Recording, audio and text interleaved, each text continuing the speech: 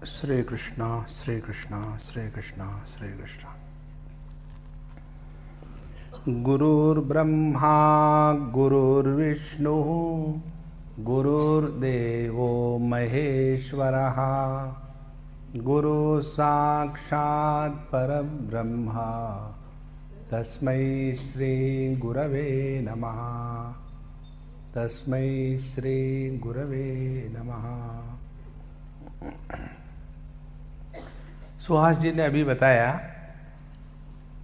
कि हम लोग दुनिया में फंस करके काफ़ी गंदे हो जाते हैं, इसीलिए धोबी घाट पर जाना जरूरी है। और उन्होंने सबके सामने हमको धोबी कह दिया। धोबी का बड़ा महत्व होता है जीवन में। यदि रामायण में धोबी नहीं होता तो राम की महत्ता ऊपर नहीं आती। देखो, और धोबी करते क्या है? धोबी का काम ये है कि हम फिर उन्हीं गंदे कपड़ों को प्रयोग में ला सके। किसी का तिरस्कार करके फेंक देना बड़ा आसान है कि ये कपड़ा खराब है, ये व्यक्ति खराब है, ये स्थान खराब है, उसका तिरस्कार कर दो। ये तो कोई भी कर सकता है। लेकिन किसी भी वस्तु में, व्यक्ति में कोई ना कोई एक छिपी हुई अच्छी बात होती है। उसको ढूंढ के निकालना और उसके द्वारा उस व्यक्ति का भला करना, ये बहुत बड़ी साधना है।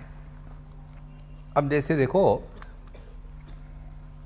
हम लोग एक संस्कृत में श्लोक पढ़ते हैं जिसमें कहा है, इस जगत में एक भी ऐसी वनस्पति नहीं है, प्लास्टिक की छोड़ के, ये असली है, एक भी ऐसी वनस्पति नहीं है कि जिसमें कोई ना कोई औषधि का गुण ना हो।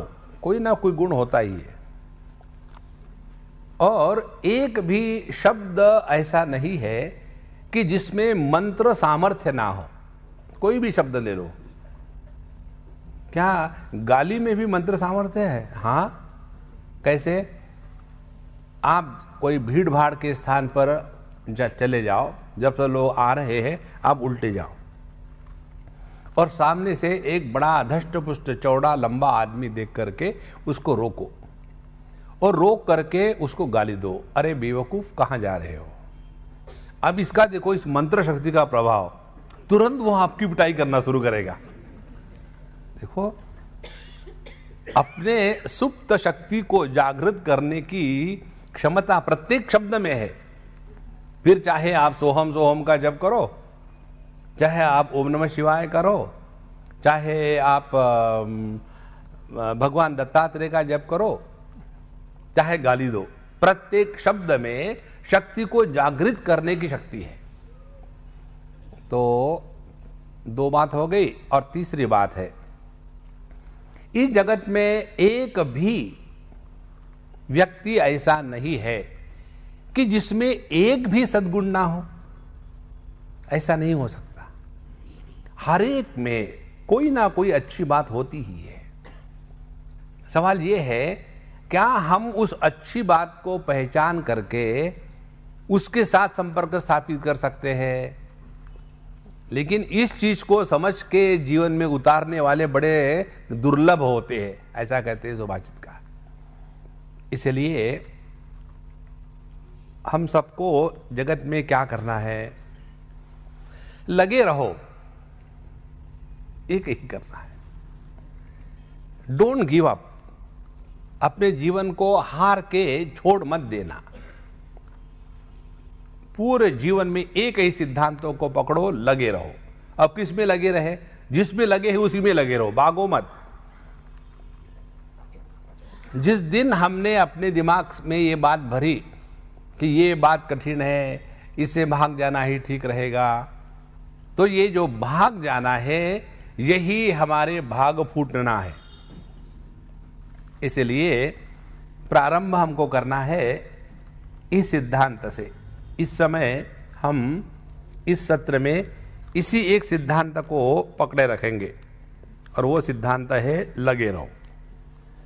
अब सवाल है कहाँ लगे रहो? किसी के पीछे? जैसे लड़के लड़कियां एक दूसरे के पीछे लगती है, या क्या जैसे एक हाथ भगत भगवान के पीछे लगा रखता है और भगवान का सर खाता है, या तो जैसे पत्नी पति के पीछे लगी रहती है उसका सर खाती है। एक बार अमेरिका की बात है, हम कहीं जा रहे थे, पति ड्राइव कर रहे थे, हम बैठे थे, पीछे से पत्नी पति को ड्राइव कर रही थी और वो दोनों मिलकर के मुझे ड्राइव कर रहे थे। क्रेजी, ऐसा हमारा प्रोग्राम चल रहा था। तो जब वो पत्नी जब उसको बहुत सारी बातें बोल रही थी तो मैंने उसको कहा कि अम्मा क्यों उसका बेचारे का दिमाग खा रही हो, रहने दो ना उसको, क्यों उसका दिमाग खाए रहे हो? तो उस पत्नी की बहन या कोई दोस्त थी साथ में बैठी हुई, बोले स्वामी जी उसका दिमाग खाती इसीलिए तो पतली हो गई, दिमाग खाई ही नहीं तो क्या खाएगी? तो हमने कहा देखो ऐसे मत कहो कि तुम्हारे पति को दिमाग नहीं है, यदि दिमाग होता तो तुमसे शादी कौन करता? दिमाग नहीं था इसीलिए तो उसने शादी की तुमसे। तो ये जो जीवन है, जहां हमको प्रभु ने रखा है वहां लगे रहो, छोड़ के मत जाओ। इसी सिद्धांत से भगवत गीता प्रारंभ होती है। देखो कल परसों मैं कहीं था अहमदाबाद में, और वहां एक बात हमने बताई।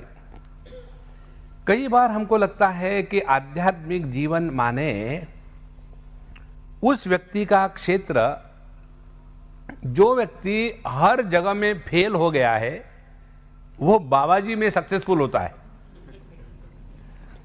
देखो यह आध्यात्मिक जीवन जो ड्रॉप आउट्स है लाइफ के, उनके लिए नहीं है। ऐसे नहीं शादी नहीं हुई तो सन्यास ले लिया और कर्जा में दब गए तो वैरागी बन गए, हाँ ये बात नहीं है, वो तो भगोड़ापन है।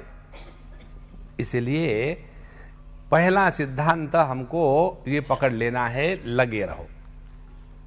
जब हमको जीवन में लगे रहना है, का तात्पर्य क्या है?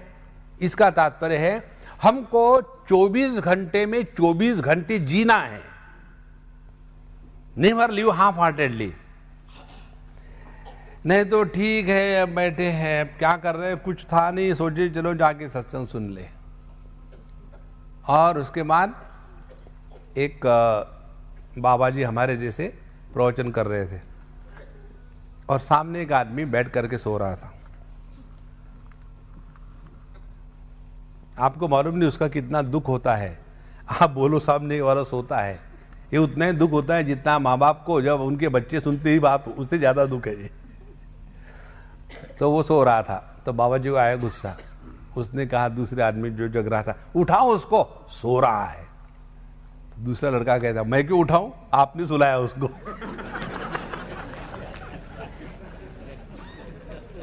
आपके प्रवचन इतने भयानक है कि जिंदा आदमी सो जाए। तो हम जब इस जगत में जीते हैं तो 4 बातों का हम विचार करेंगे इस 7 दिनों में। इसको जरा पहले इसका ढांचा समझ लो और फिर हम विचार करेंगे विस्तार से। हम सबका जीवन 2 स्थानों पर होता है, बाहर होता है और अंदर होता है। बाहर के जीवन में हम जगत के साथ संपर्क प्रस्थापित करते हैं और इस जगत में कोई भी ऐसा व्यक्ति नहीं कि जो जगत के साथ संपर्क प्रस्थापित किए बगैर जी सकता है। संभव बिल्कुल नहीं। इसीलिए कई बार जब अपने लोग उनको स्मशान वैराग्य आ जाता है तो सोचते चलो हिमालय में चले जाएंगे, वहां जाके क्या करेंगे, दुकान खोलेंगे और क्या। क्योंकि हमारा जीवन केवल अपने में असंभव है, तो जगत के साथ हमको रहना ही है। तो इसीलिए हम जगत के साथ रहते हैं, ये एक हमारे जीवन का पहलू। दूसरा पहलू, हम अपने साथ भी रहते हैं, तो जगत के साथ हम बाहर रहते हैं और अपने साथ हम अंदर रहते हैं। और ये बाहर और अंदर का संतुलन जब एकदम परफेक्ट होता है तब आप मौज में आते हैं, तब आपको पीने पाने की जरूरत पड़ती नहीं। पता नहीं आपके बिडर के लोग स्पिरिचुअल है क्या?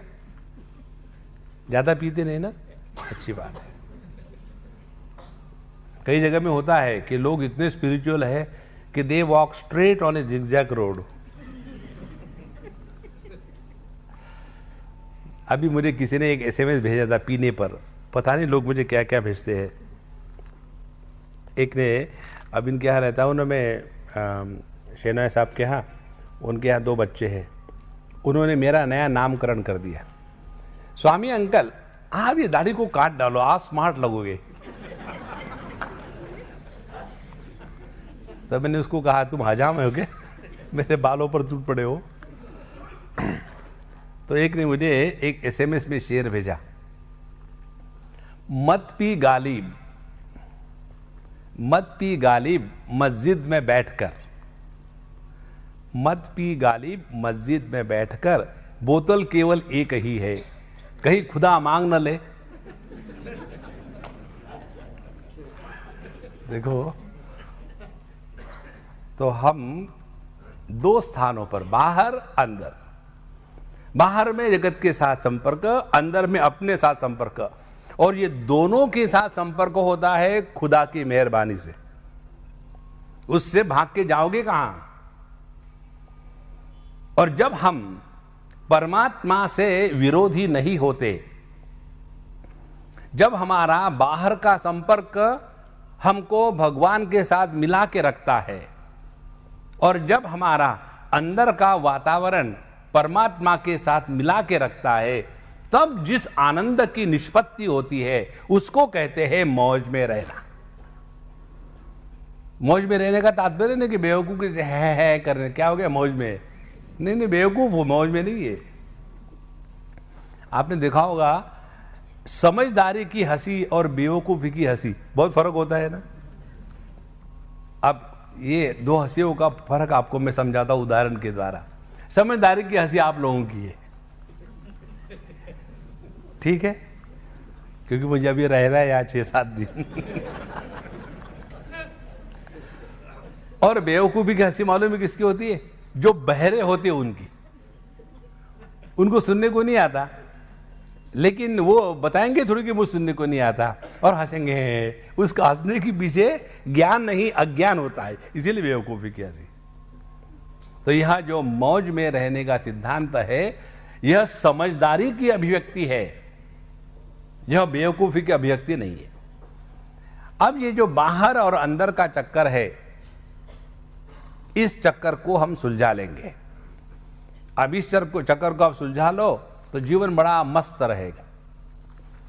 पहले शुरू कर देते हैं बाहर के चक्कर से, क्योंकि जहां हम हैं वहीं से तो शुरू करेंगे अपनी जर्नी। जैसे हम यहाँ बंबई से आए, क्योंकि बंबई में थे। कलकत्ता से क्यों नहीं आए आप? क्योंकि हम कलकत्ता में थे नहीं। इसी प्रकार से हम कहाँ हैं? हम तो बाहर बिखरे हुए हैं। एक बच्चे ने मुझे उस दिन एक जोक सुनाया। सबके साथ बैठे हुए थे और बड़ा सीरियसली कोई तत्व चिंतन चल रहा था, मेडिटेशन के बाद, ध्यान की बात। और वो छोटा सा बच्चा बिल्कुल शांत होकर के सुन रहा था, एकदम ऐसे। सब होने के बाद उसने खड़ा हो गया, स्वामी जी, मैंने बोला ऐसी उंगली कि ऐसी उंगली? बोले ऐसी उंगली। ऐसी नहीं। मैंने बोलो क्या बोलना है? तो बोले Swami ji I want to tell a joke. अब सभी के सभी ध्यान के गांभीर्य में चले गए। मैंने अच्छा बताओ। उसके चेहरे पर देख के लग नहीं रहा था कि ये जोक बता सकेगा, क्योंकि इतना सीरियस है खड़ा। बताओ स्वामी जी, एक दिल के टुकड़े 1000 हुए, कोई बोरीवली में गिरा, कोई कांदीवली में गिरा, कोई मलाड में गिरा, कोई माहिम में गिरा, कोई माटुंगा में गिरा, कोई दादर में गिरा। धीरे धीरे चल रहा। और जो दूसरा था एक बड़ा आदमी, चुप, क्या बकवास कर रहा। बोले अभी 1000 कहाँ हुए? 1000 टुकड़े हुए तो कहां कहां गिरे उसका हिसाब देना पड़ेगा ना।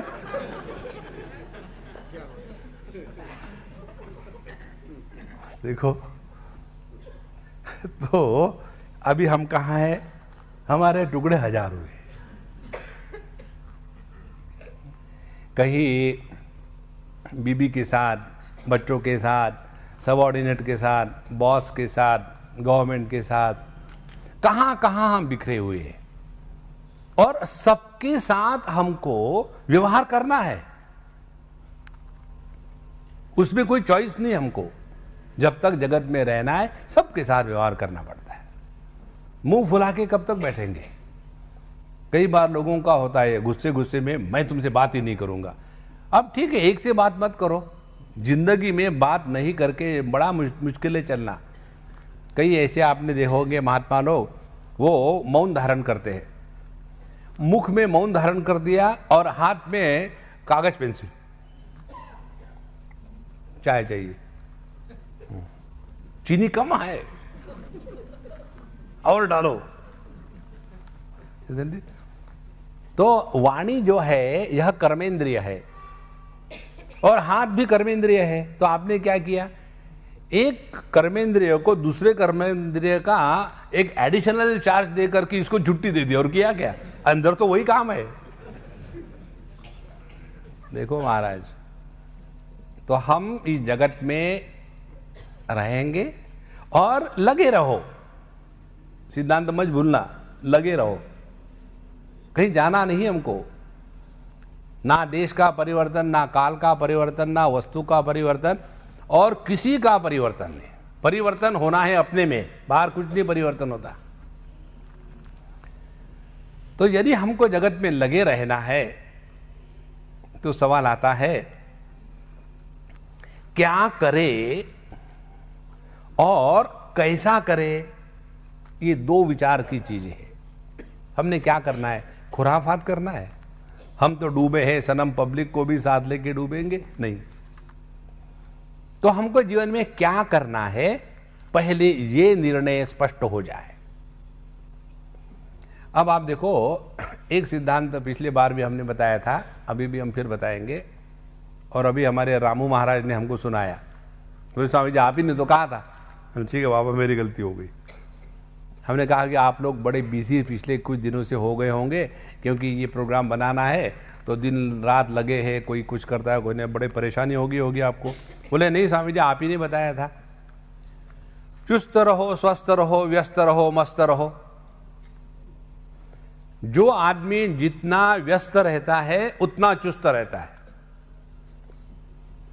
जितना चुस्त रहता है उतना स्वस्थ रहता है, जितना स्वस्थ माने अपने स्वरूप में स्थित जितना स्वस्थ रहता है उतना मस्त रहता है। देखो ये सब गणित जुड़ा है एक दूसरे के साथ। इसीलिए लगे रहो। एक क्षण आपके जीवन का ऐसा ना हो कि आपके सामने प्रश्न आए, हाँ पता नहीं क्या करे। अरे कामत क्या कर रहे हो? तो कामत कहेगा मेरी कयामत आ गई, आजा। एक बार हम बहुत बढ़िया चाय हमको मिली, हम नहीं बनाई थी इसलिए बढ़िया बनी थी। बाकी लोग चाय बनाते हैं और हमको अच्छा कहना पड़ता है। झूठ बोलने की भी कोई हद होती है वो। तो हमने अपने मर्जी से बहुत बढ़िया चाय बनाई और बैठ करके एक एक चुस्की लेकर के पी रहे थे। हम अपने जीवन का सिद्धांत आपको बताते, हम जो भी काम करते हैं उसमें आनंद लेते हैं। सिंपल बात, चाय पीनी है तो ऐसी एक एक चुस्की पियो कि इसके सामने जगत में और कुछ भी नहीं है। तो हम एक एक चुस्की बड़े प्रेम से पी रहे थे। उतने में एक अम्मा आके टपकी, स्वामी जी आप क्या कर रहे हैं? हमने कहा मौत की राह देख रहे। बोले स्वामी जी ऐसे मत कहना। अब नहीं कहूंगा। बोले क्यों? अब आ गई है ना, बैठो। अपने आप को नित्य निरंतर चुस्त रखना है तो व्यस्त रखना है। और व्यस्त रखना मानेगा खुराफात नहीं करना। व्यस्त रखने का समझ लो, व्यस्त रखने का तात्पर्य है जो भी हम जब भी कर रहे हैं उसमें पूरा दिन जान लगा करके लग जाओ। यह सवाल नहीं कि आप क्या कर रहे हैं, पूरा एकाग्रता से, और यही एक साधना आपको सब कुछ दे देगी। इसलिए हम अपने जीवन में पहले क्या करें इस पर निर्णय ले लें। देखो, हमको क्या करना है इसका वैसे देखा जाए तो हमको निर्णय लेने की आवश्यकता नहीं है, वो अपने आप हो जाता है और सबको मालूम है। समझो मैं मां हूं, तो मां का क्या कर्तव्य है बच्चों के प्रति, ये सीखने के लिए कि स्कूल में जाना पड़ता है क्या? नहीं। यदि मैं बाप हूं तो बाप का बच्चों के प्रति क्या कर्तव्य है ये मालूम है, हर एक बाप को मालूम है। इसी प्रकार से यदि मैं पति हूं तो पत्नी के प्रति मेरा क्या कर्तव्य है हर एक पति को मालूम है। माने जहां तक के हमको क्या करना चाहिए ये सवाल है, ये सभी को मालूम होता है, ये सिद्धांत है। यदि ऐसी बात नहीं होती तो हम दूसरे व्यक्तियों का टीका टिप्पणी कैसी करेंगे? जैसे देखो ना, ये जो पॉलिटिशियन लोग हैं ना, ये बड़े करप्ट होते हैं, देखो कितना स्कैम कर लिया। एक बार हम कहीं बैठे थे, ऐसे ही बात चल रही थी, तो हमको पूछा, स्वामी जी इस जगत में ये करप्ट लोग इतने क्यों बढ़ गए हैं? हमने कहा मालूम है आपको करप्ट किसको कहते हैं और नॉन करप्ट किसको कहते हैं? जिसको पैसा खाने का मौका नहीं मिला वो शरीफ जिसको मौका मिला वो करप्ट, सीधा सीधा हिसाब है। तो जब हम कहते हैं कि इन लोगों का ये कर्तव्य नहीं था, माने जब हम दूसरों के कर्तव्य के बारे में निर्णय दे सकते हैं तो तात्पर्य क्या निकला? कर्तव्य के बारे में हमारे किसके भी मन में अज्ञान नहीं होता। अज्ञान किसके बारे में होता है? किम कर्म किम कर्मेति कवयोप्यत्र मोहिताः। क्या करना ठीक है, क्या करना ठीक नहीं है, किस समय क्या करना चाहिए, किस समय क्या नहीं करना चाहिए, ये करना ठीक है या ये करना गलत है, इसके बारे में भले मोह हो, लेकिन कर्तव्य क्या है, माँ का, बाप का, पति का, पत्नी का, सबॉर्डिनेट का, बॉस का, इस कर्तव्य के बारे में किसी के भी मन में कोई भ्रांति या संदेह नहीं होता। अब सवाल यह है कि जब हमको जो कर्तव्य करने हैं वो यदि हम कर्तव्य करने में लग जाए, इसीलिए बता ले लगे रहो, यदि उसमें आप लगे रहो तो आप देखेंगे सबसे बड़ी बात मालूम है क्या होगी? आप जीवन में बिजी हो जाओगे, और जितने आप जीवन में बिजी हो जाओगे उतना आपको काल कम खाएगा। आप देखते हैं ये जो छोटे छोटे बच्चे होते हैं, आपने कभी देखा है कि कोई बच्चा बोर हो रहा है? पाश्चात्य देशों में होते हैं। अभी मैं न्यूजीलैंड गया था, छोटी सी बच्ची अपने हिंदुस्तानी गुजराती लड़की होगी, कोई 4-4.5 साल की। उसके माँ बाप सुबह से शाम तक के जाते हैं काम करने के लिए, 7, सवा 7 बजे, रात को 8 बजे आते हैं। वहाँ गधे के जैसा काम करेंगे, और हिंदुस्तान में काम करने के लिए उनको शर्म आती है, और वहाँ कहेंगे dignity of labour. Dignity of labour नहीं, the life of a donkey is not a dignity of labour. तो अब वो बच्चे को कहाँ रखेंगे? तो बच्चे को वो अपने भर्ती कर देते स्कूल में, रोज के $30 पर डे। सुबह में 7 बजे छोड़ दो और शाम को आते समय ले आओ। दिन भर फिर वो बच्चा वहीं रहेगा, वहीं खाएगा, वहीं सोएगा, वही बात करेगा, और शाम को अपना ले आया, जैसे पेट को घर को ले आए। एक दिन हम जब उनके यहाँ थे, बच्ची डाइनिंग टेबल पर बैठी और मम्मी ने उसको कुछ कहा, तो मम्मी को कहती है, mom you are stressing me out too much this days, keep away from me. अब देखो, you are stressing me out, तुम मेरे मन पर बहुत तनाव निर्माण कर रही हो। छोटा सा बच्चा, उसको काहे का तनाव? देखो, तो जहां हमारे जीवन में ज्यादा समय खाली होगा उतने हम परेशान होंगे। इसलिए सबसे बढ़िया तरीका जीवन में है अपने आप को व्यस्त रखें, कंप्लीट व्यस्त। अब सवाल है किस क्षेत्र में? तो जहां हमको भगवान ने रखा है उसी क्षेत्र में हम अपना कार्य बढ़िया से बढ़िया करें। देखो, और जहां हमारे जीवन में 1 घंटा, 2 घंटा, 3 घंटा, 4 घंटा, जैसे जैसे एक एक घंटा फ्री होता जाएगा उतनी आपकी जीवन की परेशानी बढ़ती जाएगी। देखो, 24 घंटे आपके पास खाली है तो आप गारंटी से डिप्रेशन में चले जाओगे। Depression is the luxury of the free people. तो डिप्रेशन में चले जाएंगे।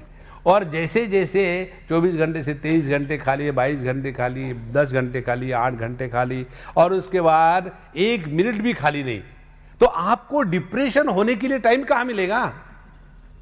देखो, इसीलिए ये बात समझ लेना कि हम जो अपने को व्यस्त रखते हैं ये दुनिया पर उपकार करने के लिए नहीं, इसमें अपनी ही भलाई है।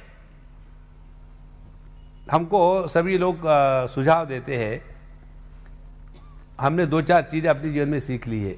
हमारी बात कोई नहीं मानता, सबकी बात हमको माननी पड़ती है, हम मान लेते। यही सुझाव दे, स्वामी जी आप बहुत दौड़ा भागी करते हो, जरा आराम किया करो। और फिर उसके बाद क्या करें? उसके बाद खुरापात। देखो, एम्प्टी माइंड डेविल्स वर्कशॉप। आप अपने मन को, देह को एक क्षण भर के लिए खाली मत छोड़ो, उसको बिजी रखो। और यदि उसको बिजी रखना है तो बाहर हमको कुछ नहीं करना है, अपने ही जीवन में जो जो हमको करना है उसको सिंसियरली करना शुरू कर दो। हमारी एक अम्मा थी, कर्नाटक की थी और कलकत्ता में रहती थी। हम हमेशा उसी के यहाँ रहते थे जब भी कलकत्ता जाते थे। वो और उनके पति दोनों, किसी कोई उनका बिजनेस था, एजेंसी थी, ये साइंटिफिक इक्विपमेंट्स की एजेंसी, राव उनका नाम था, दोनों नहीं है अभी। तो उनका बच्चा कोई था नहीं, और हम हमेशा जब उनके घर में जाते थे, इतना सुंदर उनका घर। और एक दिन हमने कहा कि अम्मा आपके पास ये दीवारों पर लटकाने वाले चित्र जो है इसके कितने सेट्स हैं? तो स्वामी जी आपने ये कैसा प्रश्न पूछा, कोई पूछता नहीं ऐसा प्रश्न। हमने कहा बताओ है कि नहीं? बोले हाँ स्वामी जी है, मेरे पास 6 सेट्स है। हमने कहा आपके पास कर्टन कितने सेट्स है? बोले कर्टन भी 6 सेट्स है। तो बोले आपने ये क्यों पूछा? हमने कहा अम्मा मैं जब भी आया हूँ आपके यहाँ मैंने देखा है ये कर्टन बदल जाते हैं, उसके बाद वॉल हैंगिंग बदल जाते हैं, और तुम्हारा घर इतना साफ सुथरा होता है कि मज़ा आ जाता है। तो उसने मुझे बात बताई थी। बोले स्वामी जी मेरा ये शौक है, मैं दिन भर अपना घर को साफ सुथरा रखती हूँ और सबके सब चीज़ें निकाल करके पोंछ करके क्लीन कर रखती हूँ, और उसमें मुझे बड़ा आनंद आता है। देखो महत्व की क्या बात है, जब आप खाली नहीं हो ना तो फालतू की बातें नहीं सोचते हो, नहीं तो अपने दिन भर भैंस के जैसे पड़े हैं। और फिर उसके बाद इसने ये कहा, सास ने कहा, बहू ने कहा, पति तो मेरा ख्याल रखता ही नहीं, मुझे लगता है मुझे घर में नौकरानी के जैसे बना के लाया, कहीं रोते रहो जिंदगी भर। ये बात समझ लो भैया, हम जो आपके पास आए ना, हम आपको स्पष्ट बताते हैं आपको हमारी आवश्यकता नहीं है, इसमें हमको कोई डाउट नहीं। हमें आवश्यकता है कि आपके पास आकर के भगवत गीता के, अपने शास्त्रों के कुछ सद्विचारों का आदान प्रदान करें। यदि हम अकेले बैठे रहेंगे, या तो खामो खाम की खुराबात सोचते रहेंगे, या तो दूसरे लोग आकर के हमारा दिमाग खाएंगे, छोटा बचा है वो भी खत्म हो जाएगा। देखो, इसीलिए ये हमारी स्वयं की आवश्यकता है कि हम अपने आप को बिजी रखते हैं, और बिजी रखने का सबसे बढ़िया तरीका है जो जो हमको करना है, माने जो जो हमारा कर्तव्य है उसको सिंसियरली करते जाओ। देखो, हम आपको ये साधना कभी नहीं बताएंगे हाथ में माला लो और भगवान का सर खाओ। हमको कई लोग कहते स्वामी जी आप हमको मंत्र दीजिए। हमने कहा मौज में रहो, ये क्या यंत्र है? मंत्र ही तो है, और क्या है? नहीं नहीं नहीं, ऐसे नहीं, कुछ ऐसा मंत्र दो। उनको कैसा मंत्र चाहिए? ऐसा कॉम्प्लिकेटेड कि उसको कहते कहते जबान गिर जाए नीचे। अरे क्या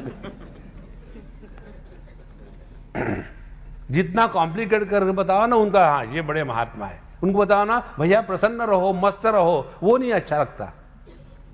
नहीं, हमको कुछ ऐसा मंत्र दीजिए कि जिसके द्वारा मैं ठीक हो जाऊं। हमने कहा आपको कोई ठीक नहीं कर सकता, गॉन केस। देखो हम आपको ये मंत्र नहीं देंगे, हाथ में माला लेकर के भगवान का सर खाओ, श्री राम श्री राम श्री राम श्री राम श्री राम श्री राम श्री राम श्री राम श्री राम, और इतना श्री राम करेंगे करेंगे करेंगे करेंगे, भगवान परेशान हो जाएंगे। क्या चाहिए तुमको? सर खा रहा है, कुछ नहीं, श्री राम श्री राम श्री राम श्री राम। कल्पना करो कोई आकर के नॉन स्टॉप आपका नाम आपके सामने चिल्लाता रहे। भगवान की परेशानी मालूम है क्या है? कहीं भी जाओ वो है ही। आप लोगों ने घर में देखा होगा ना, अपनी मम्मी के पीछे बच्चे लगे रहते पल्लू पकड़ करके, मम्मी मम्मी मम्मी मम्मी। अब कब तक सुनते रहोगे? क्या चाहिए तुमको? कुछ नहीं, मम्मी मम्मी। सर खा रहा, लगाओ एक। हमारे भगवान राम यही करते हैं, इसीलिए भगवान राम के पास हनुमान जी है। जब कोई ज्यादा सर खाता है ना, भगवान राम जी हनुमान जी को देते, हाँ लग जाओ। हम आपको वो साधना नहीं बताएंगे, हम आपको बहुत सिंपल साधना बताते हैं। आपको जो करणीय है, जो कर्तव्य है, उसको आप करने में आनंद लाना शुरू कर दो। जो करना है, सुबह उठना है तो बड़ा प्यार से उठो। उठी उठी वा जीवराया, सोड़ी अविद्या निंद्य माया, व्यर्थ जात से नरकाया, स्वरूपी सावध होई तू। जहां हमने कहा था, याद है क्या आपको? थैंक गॉड, नहीं याद किसको। सुबह उठ करके अपना कार्य करते जाओ, भगवान की गान गाते जाओ, मस्त रहो। देखो जीवन इतना सुंदर होगा। समझो आपको सोने का, बीमार होने का नाटक करना है, करो, लेकिन इतना सिंसियरली कि अगले को लगे कि इसको आईसीयू में एडमिट करना है। वो भी तो हम नहीं कर सकते ठीक से। तो हमको क्या करना है? पहला ये निर्णय जीवन में होवे, तो हमको लगे रहना है, और हमको प्रभु ने जहां रखा है वही हमारे उद्धार का क्षेत्र है। इस बात को स्पष्ट समझ लो।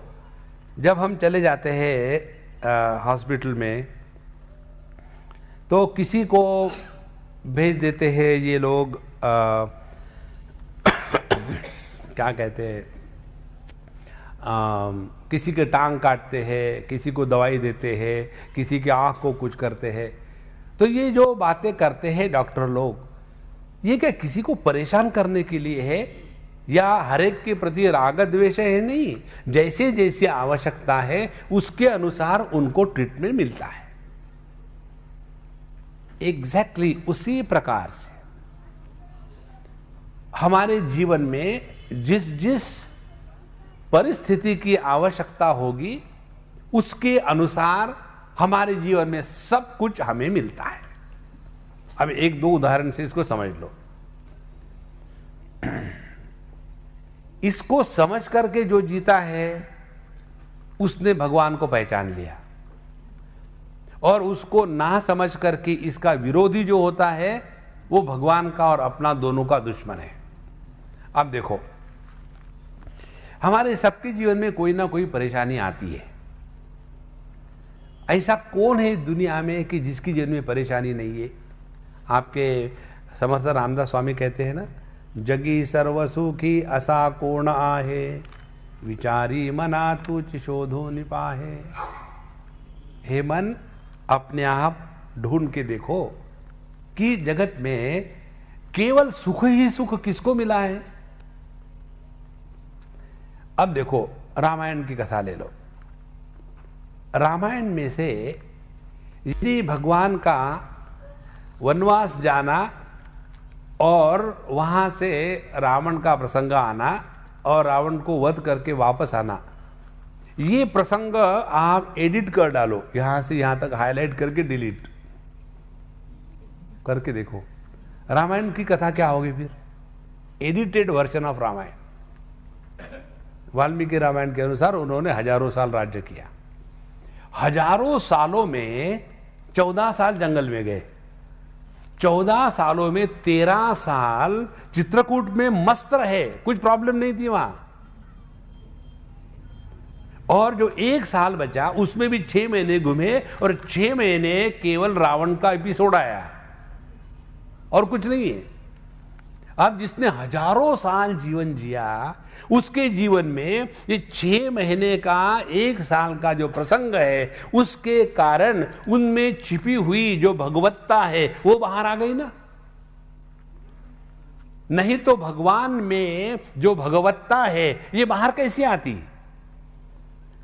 इसीलिए जब भगवान रामचंद्र जी श्रीलंका से वापस आ गए तो वापस आने के बाद पहले काम उन्होंने क्या किया होगा, तो जाकर के अपनी मां के नहीं कैकेयी माता के उन्होंने चरण स्पर्श किए, क्योंकि उनके जीवन का प्रयोजन सिद्ध हुआ केवल कैकेयी माता के कारण, ना कि कौशल्या के कारण। देखो, तो हमारे जीवन के प्रयोजन को सिद्ध करने के लिए हमको जो भी मदद करता है किसी भी प्रकार से, वही हमारा हितैषी है। हमारे हिंदी सिनेमा के गाने आपको पसंद तो हो गए ही, इसीलिए हमको हिंदी सिनेमा के गाने बड़े अच्छे लगते हैं। तू कौन है, तेरा नाम है क्या, सीता भी यहां बदनाम हुई। कुछ तो लोग कहेंगे, लोगों का काम है कहना। फिर हमको लगे रहो, अपने जीवन में जो करना है उसमें लगे रहो। आपको तारीफ करने वाले भी मिलेंगे और आपके ऊपर टीका करने वाले भी मिलेंगे, और दोनों की आवश्यकता है जीवन में। केवल ठंडा ही ठंडा हो तो जीवन संभव नहीं, केवल गर्म ही गर्म हो तो संभव नहीं, ठंडा गर्म दोनों चाहिए, तभी तो जीवन का आनंद है। देखो, यदि आप बंगाली हो और आपको केवल रसगुल्ला खाने को दिया जाए तो आप पागल हो जाओगे, मीठे पागल होगे। देखो, यदि गुजराती हो और ढोकला मिले, कितना भी खाओगे तो पागल हो जाओगे। You want A change. मुझे किसने भेजा था एक SMS ढोकला के बारे में। आप सबको ढोकला मालूम है ना? इडली का विकृत रूप उसको ढोकला कहते। एक गुजराती प्रियतम अपने प्रियतमा को कहता है, हे मेरी प्राणेश्वरी, मेरे कान में कुछ नरम, मीठा, खट्टा, नमकीन कुछ कहो ना। तो वो कहती है, ढोकला। क्योंकि नरम, खट्टा, मीठा, नमकीन ये सब बातें ढोकला में होती है। तो आपके जीवन में केवल एक ही प्रकार के यदि अनुभव होवे तो जीवन बोर हो जाता है। देखो, थोड़ा खट्टा, थोड़ा मीठा, थोड़ा अच्छा, थोड़ा बुरा, कभी लाभ कभी हानि, यही तो जीवन का सौंदर्य है। देखो महाराज, लेकिन हम क्या चाहते हैं? हम चाहते हैं कि होगे कामयाब एक दिन, कब होगे वो नहीं बताएंगे, होगे, भगवान जाने कब होगे। इसीलिए जो हमको भगवान ने दिया है, जिस स्थान में हमको रखा है, वो हमारे उद्धार का ही क्षेत्र है। पहली बात देखो। अब सवाल है, वहां एक बार आ गए तो वहां आने के बाद क्या हमको करना है? तो हमारे कर्तव्य का निर्णय हम स्वयं कभी ना ले। ये महत्व की बात समझ लेना। हमको यदि अपने कर्तव्य का निर्णय लेना हो तो हम क्या कहेंगे? लोग करे, मैं कुछ नहीं करूंगा, क्योंकि मैं ही निर्णय लेने वाला हूं। ये तो ऐसा है कि हमने ही एक प्रश्न बनाया, हमने ही उत्तर दिया और हमने इसका इवैल्यूएशन किया तो 100% मार्क्स आ गए। देखो, अपने कर्तव्य का निर्णय हमको स्वयं को छोड़ करके दूसरा व्यक्ति करता है। जैसे समझो हम इनके जेमिनी ग्राफिक्स में नौकरी कर रहे हैं, तो वहां हमको क्या काम करना है वो निर्णय हम थोड़ी लेंगे, वो तो मालिक लेगा ना। इसी प्रकार से ये प्रभु के दुनिया में जो हम आए हैं, तो यहां आने के बाद हमारा क्या कर्तव्य है इसका निर्णय लेने वाला हम नहीं होते। तो हमारे जीवन के कर्तव्यों का निर्णय जिसके द्वारा लिया जाता है उसको कहते हैं धर्मशास्त्र। देखो, इसीलिए अपना जीवन धर्म के अनुसार रहे, और जब जीवन धर्म के अनुसार रहेगा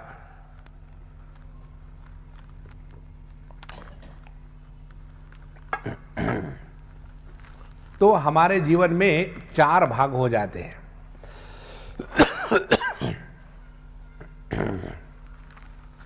ब्रह्मचारी, गृहस्थ, वानप्रस्थ, सन्यासी। और ये 4 भाग जो है ये हमारे जीवन को आकारबद्ध और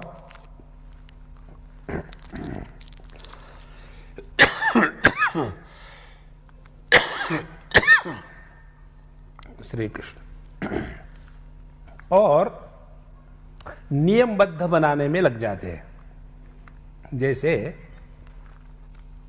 हम यदि ब्रह्मचारी हो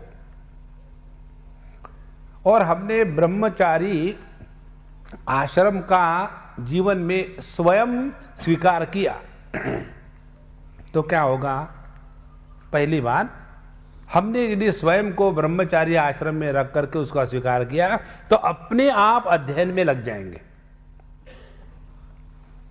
और नियम क्या है? नियम यह है कि जो डिसिप्लिन, जो नियम हम स्वयं होकर के अपने पर लागू करते हैं वो नियम बंधनकारक नहीं होते, और जो नियम हम पर बाहर से लादे जाते हैं वो हम पर बंधनकारक होते हैं। देखो,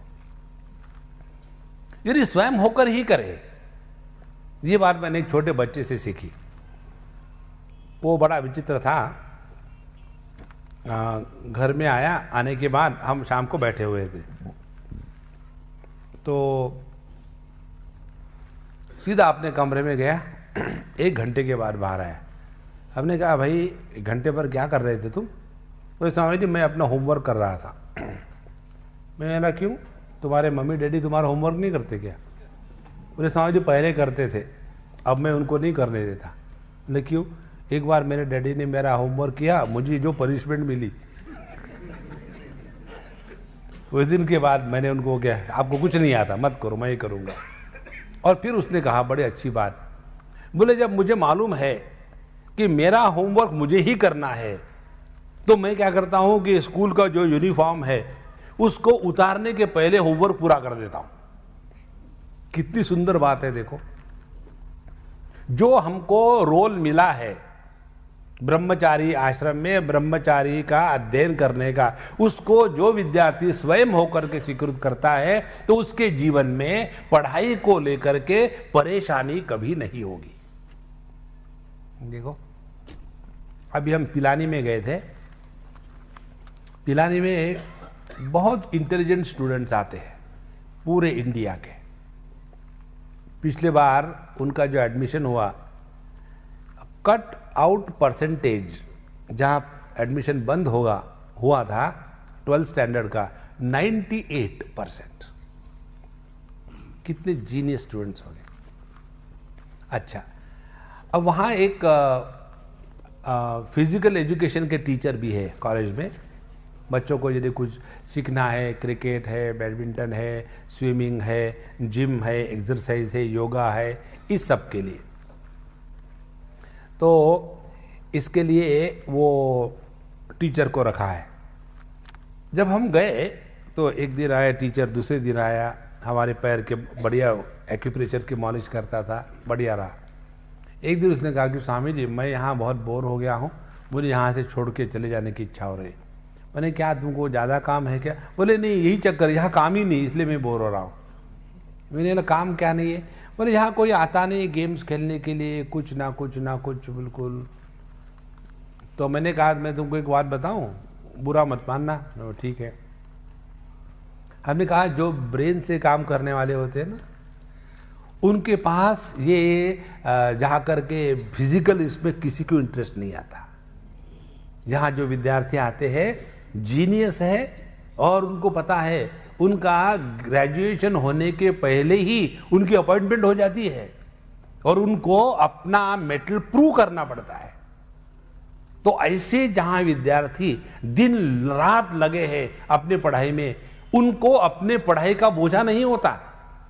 देखो, और जिस बच्चे के मन में पढ़ाई के प्रति इंटरेस्ट ही नहीं है, वो आर्ग्यूमेंट करेगा, मम्मी मुझे बताओ तुम कितनी पढ़ी हो?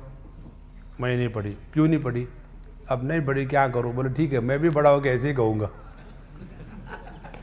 ये कोई लॉजिक बना? एक लड़की ने अपने माँ से ही कहा, मारवाड़ी लड़की, वो माँ कहती तुम पढ़ो बेटा, पढ़ने से ठीक रहता है। माँ तुम क्या पढ़ी हो? बोले मैं कुछ नहीं पढ़ी। तो क्या फर्क पड़ा तुमको? हम मारवाड़ी में अच्छा होता है कि हस्बैंड कमाता है और हम उड़ाते हैं, तो वही काम मैं सिंसियरली करूंगी। तुमसे मैंने यही तो सीखा है। माने जिस व्यक्ति को अध्ययन करने का इंटरेस्ट नहीं है, उसके लिए अध्ययन बोझा बनेगा और वो अपने ब्रह्मचारी आश्रम से अपने आप को अलग कर लेगा। इसीलिए हम अपने को स्पष्ट पहचाने कि हम किस स्थान में, किस आश्रम में है। एक हो गया ब्रह्मचारी आश्रम, अध्ययन इत्यादि के लिए अपने जीवन को बनाने का वही समय होता है। वो समय यदि निकल गया हाथ से तो फिर जिंदगी भर पछताते रहना पड़ता है। दूसरा हमारे जीवन का कर्तव्य का, धर्म का भाग होता है हमारा गृहस्थ आश्रम। अब गृहस्थ आश्रम के लिए हम आपको एक सिंपल बात बताते हैं। शब्द है गृहस्थ आश्रम, गृहस्थी नहीं। गृहस्थी तो अपभ्रंश है। आश्रम किसको कहते हैं? जिसमें साधु संत, भगवान इत्यादियों का निवास होता है। तो हम अपने गृहस्थी को ऐसा चलावे कि जिसमें साधु संतों का आवागमन हमेशा नित्य, पूजा पोथी, व्रत वैकल्य, ये दिन ब दिन चलता रहे। इसके द्वारा पूरे घर का जो वातावरण है वो एकदम भिन्न हो जाता है। फिर हमको समझ में आता है केवल बच्चे पैदा करना, उनकी चिंता करना, यही गृहस्थी नहीं है। देखो, इस गृहस्थी को लेकर के हम आपको एक सिद्धांत बताते हैं। हमने कई बार बताया इसको भिन्न भिन्न स्थानों पर। हम लोग माँ बाप भी होते हैं और बच्चे भी होते हैं। हम जब बच्चे होते हैं अपने माँ बाप की दृष्टि से, तो हम अपने माँ बाप को लेकर के उतने परेशान नहीं होते जितने हम अपने बच्चों को लेकर के परेशान होते। अब है एक ही व्यक्ति, अपने माँ बाप के दृष्टि से बच्चा और अपने बच्चे के दृष्टि से माँ बाप। तो इसका कारण क्या है? इस पर विचार करो। इसका कारण यह है कि हम अपने माँ बाप जैसे हैं वैसा उनको स्वीकार करते हैं। चॉइसलेस एग्जिस्टेंस करोगे क्या? जो है जैसा है उसी को स्वीकार करना है। लेकिन जहां हमारे बच्चों का सवाल आया, हमारी जो एक्सपेक्टेशन शुरू हो जाती है, मेरा बच्चा ऐसा होना चाहिए, वैसा होना चाहिए, उसने ये करना चाहिए, वो करना चाहिए, वो कभी नहीं होगा। अभी एक स्थान की बात है, वहाँ जहाँ हम रहे थे, एक लड़का बाकी लड़कों के साथ पढ़ाई में जाता था स्कूल में, 10वीं क्लास में, और बाकी के जो विद्यार्थी थे वो प्रोफेसर, डायरेक्टर, डॉक्टर, इंजीनियर, इनके बच्चे। और ये जो लड़का जिसकी हम कहानी आपको बता रहे, वो वहाँ के वॉचमैन का लड़का। और वो वॉचमैन इसलिए वॉचमैन हुआ कि उसमें थोड़ी कुछ कमी थी। वो ठीक से बोल भी नहीं सकता, लेकिन अपना काम कर लेता वॉचमैन के। किसी ने उसको तरस खा के रख दिया था। अब उसका बच्चा बड़ा हो रहा है इन बच्चों के साथ। अब खेलने कूद में तो सब ठीक ठाक है, खेलना कूदना, गप लड़ाना, साइकिल चलाना, क्रिकेट खेलना, वो सब ठीक है। लेकिन जहां पढ़ाई का सवाल आता है वहां ग्रे मैटर काम में आता है। और उसके ये चौकीदार महाराज अपने बच्चों को लगाए रहे, देखो बेटा पढ़ाई करो पढ़ाई करो। उसको कैसा इतना परसेंटेज आता है, तुमको क्यों नहीं आता? उसको इतना दबाया इतना दबाया, एक दिन वो लड़का परीक्षा के पहले भाग गया घर से, 3-4 दिन गायब, और पुलिस में हो गया, सब कुछ हो गया, और फिर उसको पकड़ के लाए घर में। तो जैसे लाया तो मैंने कहा देखो उसको भी मारो पीटो मत, शांत रहो कि जैसे कुछ हुआ ही नहीं, अब तुम इस केस को मुझ पर छोड़ दो। अच्छा, ऐसा होने के बाद फिर स्वामी जी क्या करे, और मेरा बच्चा ऐसा क्यों है?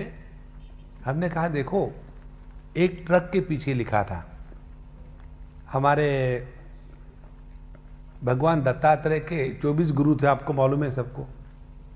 हमारे 24 करोड़ गुरु है, उसमें से एक गुरु है ट्रक। ट्रक के पीछे लिखा हुआ था अपनी औकात पहचानो। कितनी बढ़िया बात है। कौवा चला हम सकी चाल, ये देखो तो सही किसके लिए आप लायक हो।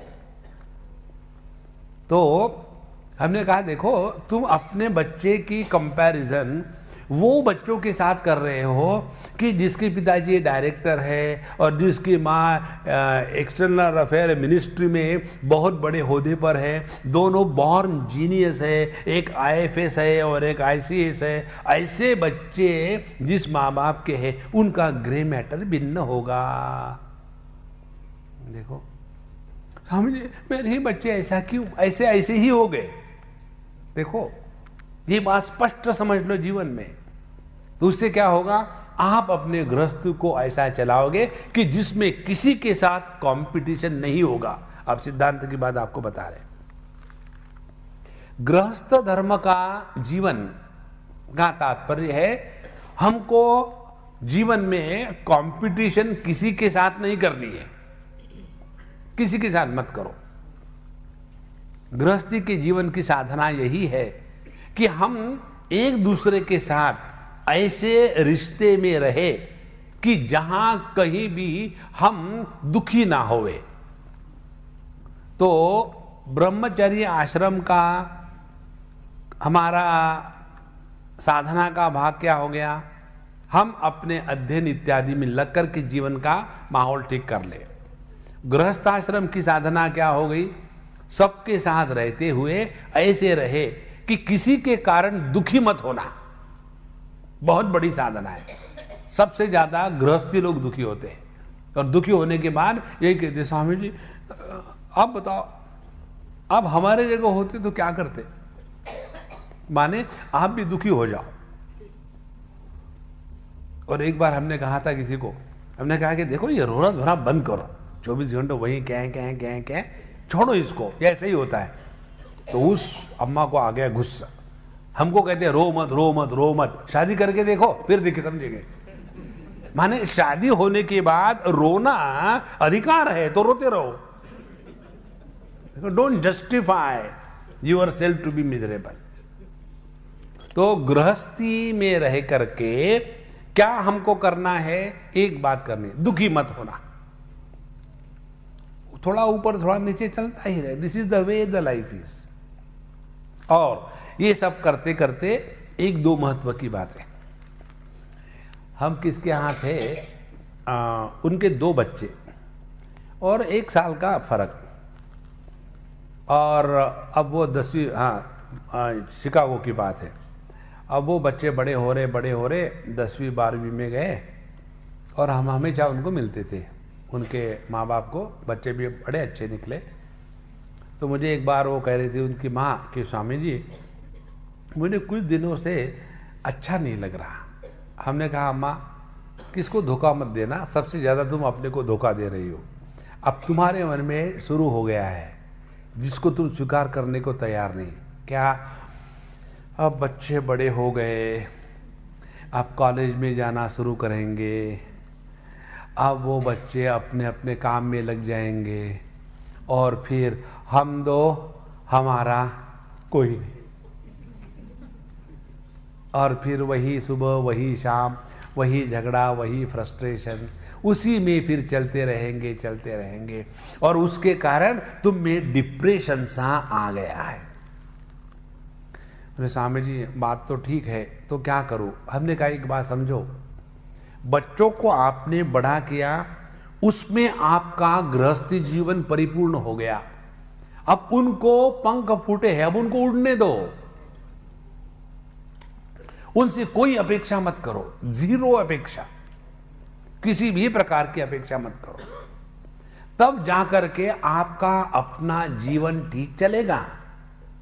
अन्यथा हम इसी में फंस जाते हैं। देखो, हम अपने बच्चों को लेकर के जितने दुखी होते हैं ना, उतने और कहीं नहीं दुखी होते। इसका कारण क्या है? एक ही कारण, ध्यान से सुनना। हम सोचते हैं बच्चे हमको पैदा हुए हैं, वास्तविकता क्या है? बच्चे हमारे माध्यम से पैदा हुए। हम बच्चों को स्थूल देह के सिवा और कुछ नहीं देते। जब हम कोई मकान बांध देते हैं और किराए पे चढ़ाते हैं, हमारे लिए तो एक मकान काफी है, लेकिन हमको एक और मकान बांधना है, बांधते हैं ना लोग एडिशनल मकान, फिर उस मकान में क्या करोगे? नहीं, किराए पे चढ़ा देंगे। इसी प्रकार से हमारे रहने के लिए एक देह काफी है, उसी में रहो, मस्त रहो। नहीं, एक और चाहिए। ठीक है, दूसरा देह बांध लिया, फिर उसमें कौन रहेगा? फिर वहां एक बोर्ड लगा देते हैं, टू लेट, लगाते हैं टू लेट का बोर्ड। और फिर ये जो जीव होते हैं, जो माँ बाप की पैदाइश नहीं है, ध्यान से सुनना, जीव भगवान की पैदाइश है, माँ बाप की नहीं है। हम जीव को निर्माण नहीं करते। तो ये जो टू लेट का बोर्ड मां के गर्भ में लटका हुआ होता है कि यहां मकान बन रहा है, यदि किसी को आके रहना है तो रह लो, तो वो जो छोटा सा आय होता है ना, ईगो, तो वो टू लेट, इसके बीच में की जो जगह है वहां आय घुस जाता है और क्या बन गया? टॉयलेट। और हमारा पूरा जीवन है ना, यही नरक यातना का जीवन है। और इस घर में रहने वाला जो है वो अपने घर में क्या करेगा, ये घर के मालिक का उस पर कोई कंट्रोल नहीं है। हम जब किसी को घर किराए पे देते, ऐसा थोड़ा कहते कि देखो हमारे घर में जो है ना, आप मदिरा पान मत करना, हमारे घर में जो है ना सिनेमा के गाने नहीं लगाने, हमारे घर में जो है ना मांस मच्छी नहीं खाना। ऐसे थोड़ी होता है। आप किराया ले लो, खत्म, और कुछ नहीं। इसी प्रकार से हम अपने बच्चों को देह के सिवा और कुछ नहीं देते। देखो कितनी जबरदस्त बात हो जाएगी। आपका आपके बच्चों के प्रति जो मोह है, जो आसक्ति है, वो कम होने लग जाएगी। और जब ये आसक्ति कम होगी, तब आपने वानप्रस्थाश्रम में प्रवेश किया है। वानप्रस्थाश्रम का प्रवेश का तात्पर्य है हमने अपना गृहस्थाश्रम ऐसा जिया, इसके बाद वो एक काम खत्म हो गया, अब दूसरा काम शुरू हो गया। अब दूसरा कौन सा काम शुरू करना है? हमको अपना भला करना है। बहुत कर लिया दुनिया का भला। जो व्यक्ति अपना भला नहीं कर सकता, किसी का भला नहीं कर सकता। एक बार हमको किसी ने पूछा था कि स्वामी जी, हम चाहते हैं कि दुनिया में खूब ज्ञान बांटे, खूब सुख बांटे, तो मुझे बताओ क्या करूं मैं? हमने कहा आपके जेब में क्या है? बोले स्वामी जी आपने पकड़ लिया। क्या हो गया? बोले तम्बाकू है। तो हमने कहा आपके जेब में तम्बाकू है और आप कल्पना कर रहे हो कि हम सबको जलेबी खिलाना चाहते। आपके जेब में तम्बाकू है तो आप तम्बाकू ही दोगे और कुछ नहीं। इसी प्रकार से जब तक आपने अपने हृदय में उस आनंद को नहीं पहचाना, तब तक दूसरे को नहीं बांट सकते। तो दूसरे को खुशी बनाने का धंधा बंद कर दो। देखो, और ये करने का समय आ जाता है वानप्रस्थाश्रम। तो ब्रह्मचारी आश्रम में हमने अपने को लायक बनाया। गृहस्थाश्रमी में रह करके जीवन को अच्छी तरह से भोगा, लेकिन ऐसा भोगा कि जिसके द्वारा हम आसक्ति में नहीं फंसे। आसक्ति का मतलब मालूम है ना आपको? आसक्ति माने जो जा भी सकती, वो टिकती नहीं, इसलिए उसको आसक्ति जा सकती, ऐसा ही है वो। लेकिन हमको सोचता है स्वामी जी हम आसक्ति को नहीं छोड़ सकते। आपने शब्दों को ही नहीं पहचाना, कैसे छोड़ोगे? और जहां हमने वानप्रस्थाश्रम में प्रवेश किया, अब हमको अपने बच्चे ये वो सब से मन को हटा करके अब अपने जीवन को तपस्यामय बनाना है। ध्यान से सुनना, वानप्रस्थाश्रम तपस्या प्रधान होता है।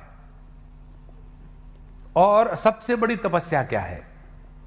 सबसे बड़ी तपस्या है अपने भूतकाल की बातें किसी के सामने कभी नहीं बताना। बहुत बड़ी तपस्या है। ये करके देखो, मालूम है क्या होगा? अपने आप मौन धारण हो जाएगा।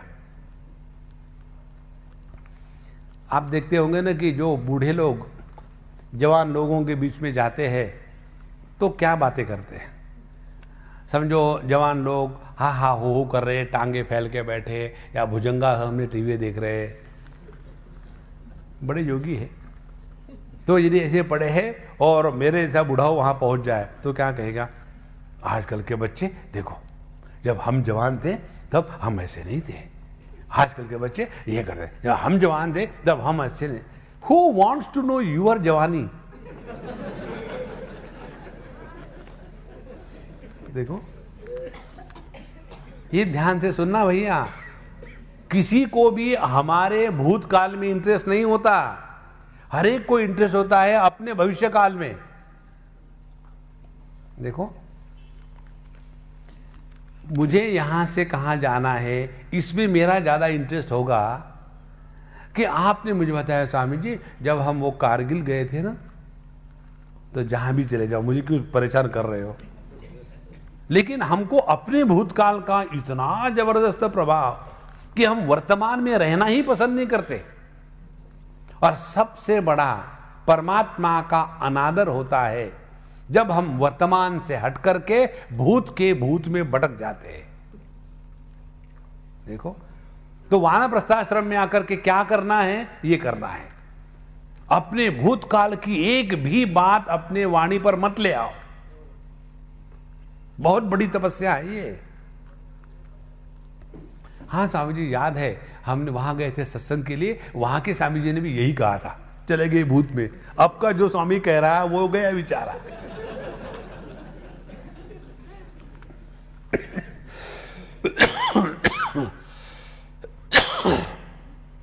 ध्यान से सुनना, जब हम केवल वर्तमान में होते हैं ना, एक भी वृत्ति उस समय नहीं उठती। वर्तमान वृत्ति रहित अनुभूति को कहते हैं। जहां वृत्तियां प्रारंभ हो गई और वो वृत्तियों का विषय गया बीता है तो उसको भूतकाल कहते हैं। वृत्तियां प्रारंभ हो गई और उन वृत्तियों का विषय कल्पना का क्षेत्र होता है तो उसको भविष्यकाल कहते हैं। और उसके कारण हम अपने स्वरूप से भटकते हैं। इसीलिए यह जो वानप्रस्थाश्रम का समय है उसमें हमको यही एक करना है। तुकामणे उगे रहावे, जे जे होई न ते ते पावे। हमको किसी को कुछ बताना नहीं, किसी को कुछ पूछना नहीं, अपने में मस्त रहो। और फिर करना क्या है? उस समय अपना स्वाध्याय प्रारंभ करें। कितने बार हम पिछली बातों को दोहराते हैं। आपने अपने स्वयं के जीवन में देखो, ऐसी अनेक बातें हमारे जीवन में होती है जो 100% झूठ है, लेकिन उसी चीज को हम झूठ बोल बोल करके अब उसी चीज को लेकर के हमारे मन में एक कल्पना हो जाती है कि वास्तव में वैसा हुआ था, वैसा कभी नहीं हुआ था। और ये बात किसी को मालूम नहीं होती है, अपने को ही मालूम होती है। और यही जो भूतकाल का जो प्रभाव है वही हमारे जीवन को नष्ट कर देता है। इसीलिए हमको लगे रहना है कि इसमें अब बहुत हो गया इस दुनिया के रिश्ते नाते, अब अपना रिश्ता नाता प्रभु से जोड़ना है। जहां से आए थे वहीं जाना है। हमसा करो पुरातन बात, कौन देश से आया हमसा, उतरना कौन घाट। कबीर जी का भजन है कि हे जीव, अब उस तत्व के चिंतन में लग जाओ। हम कहां से आए थे, कहां जाना था, कहां फंस गए हैं, अपने स्वरूप के चिंतन में लग जाओ। ये ध्यान से सुनना, ये हमारा कर्तव्य है। जैसा अपना माँ बाप के प्रति कर्तव्य होता है, जैसा अपना समाज के प्रति कर्तव्य होता है, जैसा अपना धर्म के प्रति कर्तव्य होता है, जैसा अपने साधु संतों के प्रति कर्तव्य होता है, वैसा ही हमारा अपने प्रति भी कर्तव्य है। उसको तिरस्कार नहीं करना है। और हमारा अपने प्रति क्या कर्तव्य है, अब हमको अपने स्वरूप को पहचानना है। तो फिर अब बच्चों को छोड़ दे, ऐसा छोड़ दे, आप कहां छोड़ोगे, उन्होंने आपको छोड़ दिया है।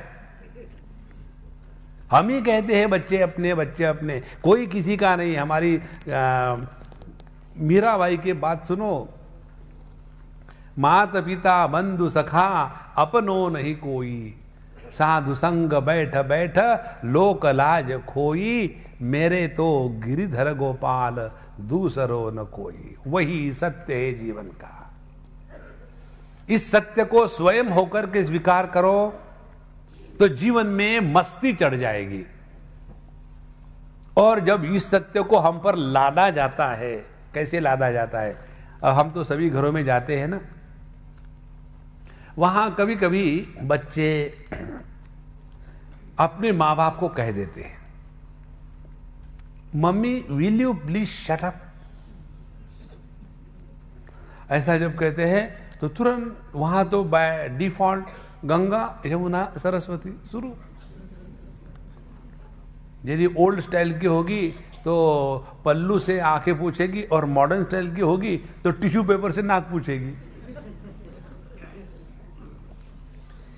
प्रॉस्पेरिटी का साइन है how many tissue papers you use पर minute, more prosperous you, this is tissue culture. तो अब बहुत हो गया है जगत में, अब अपने जाने की तैयारी कर रही है। देखो, जब हम लोग कहीं वैकेशन पर जाते हैं ना तो तैयारी करते हैं ना, वहाँ जाना है, टिकट खरीदनी है, एपेक्स फेयर मिलता है क्या, सीनियर सिटीजन का कितना कंसेशन मिलेगा। ऐसे नहीं है क्या, एपेक्स फेयर भी दे दो, सीनियर सिटीजन का कंसेशन भी दे दो, और मेरे पास एक डॉक्टर की प्रिस्क्रिप्शन है उसके अनुसार वहाँ का भी कंसेशन मिलता है। ये सब मिला करके मैं यहाँ से अपने हैदराबाद से चेन्नई जाना चाहता हूँ, सबका कंसेशन मिला करके इंडियन एयरलाइंस आप ही मुझे 2000 रुपये दे दो।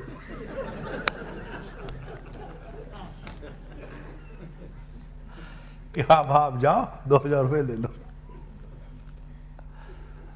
तो जब हमको कहीं जाना होता है वैकेशन में तो कैसी तैयारी करते हैं, रिजर्वेशन करना है, उसको फोन किया, वहां जाना है, ये करना है, वहां ऐसा करना है, कितना उत्साह होता है। और ध्यान से सुनना, जैसा जैसा जाने का समय नजदीक आता है, बस अब 8 दिन बाकी है, अब वहां पता नहीं गर्म है कि ठंडा है, यहाँ के लिए क्या गर्म कपड़े ले जा, खाने को मिलेगा कि नहीं वहाँ, कि वहाँ खाने के लिए ले जाना पड़ेगा। हम गए थे वहाँ कैलाश मानस सरोवर, और वहाँ हमारे साथ बड़े अनेक साधु संत थे, और वहाँ मानो खाने को मिलेगा ही नहीं, और वहाँ लोग इतना सारा सामान ले आए थे, 350 किलो।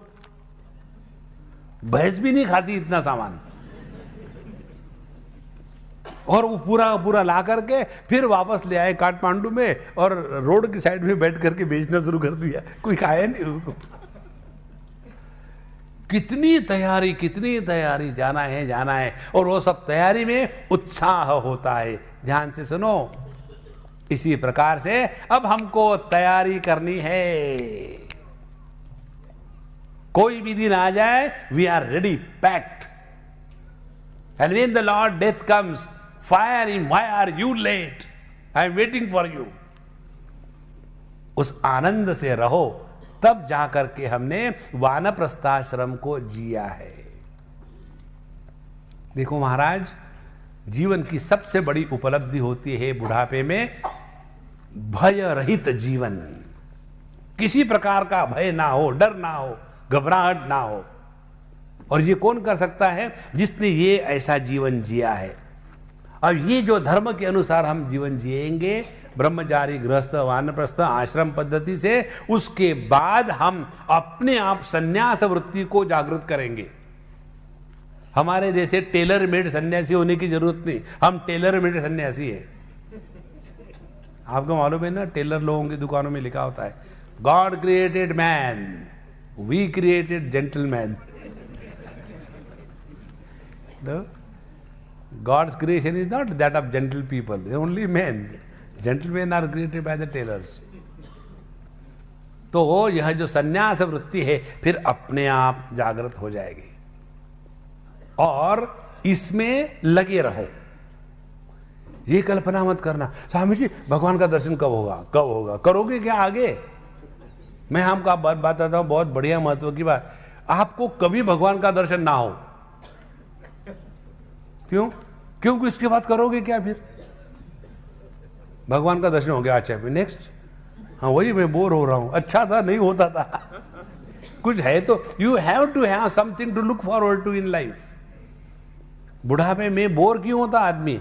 क्योंकि there is nothing to look forward to. सुबह उठी 12 घंटे खड़े मुंह खोल करके, बाप रे 12 घंटे क्या करे, फिर बहू खाने को क्या खाया, मेरा सर खाओ, सुबह से शाम तक वही बात। और फिर रात आई, फिर रात में नींद नहीं आती, और फिर दिन आया, फिर वही 12 घंटे। माने एक एक दिन एक परेशानी हो जाती है जीने की। इसीलिए भैया संन्यास वृत्ति जब जागृत हो जाती है ना, तब आप देखो मस्त रहोगे। तो इसमें हमको सबको लगे रहना है। ये प्रश्न मत पूछना कि हमको भगवान का दर्शन कब होगा, ये प्रश्न मत पूछना कि कितने समय तक साधना करनी पड़ेगी, ये प्रश्न मत पूछना कि when I will be realize. ये प्रश्न अनावश्यक है। ये प्रश्न वही पूछते हैं जिनको करना कुछ होता नहीं, जनरल नॉलेज इकट्ठा करते हैं बस। इसीलिए इसमें लगे रहो, लगे रहो। तो क्या करना है, ये हमने अपने जीवन को लेकर के एक पूरा आपको ढांचा बता दिया। अब सवाल यह है कि जो भी करना है कैसे करना है। अब ये कैसे करने का जो चक्कर है वो उसको हम कल करेंगे और फिर उसमें लगे रहेंगे। ओम पूर्णमदः पूर्णमिदं पूर्णात् पूर्णमुदच्यते पूर्णस्य पूर्णमादाय पूर्णमेवावशिष्यते। ओम शांति शांति शांति। हरि ओम। श्री गुरुभ्यो नमः। हरि ओम।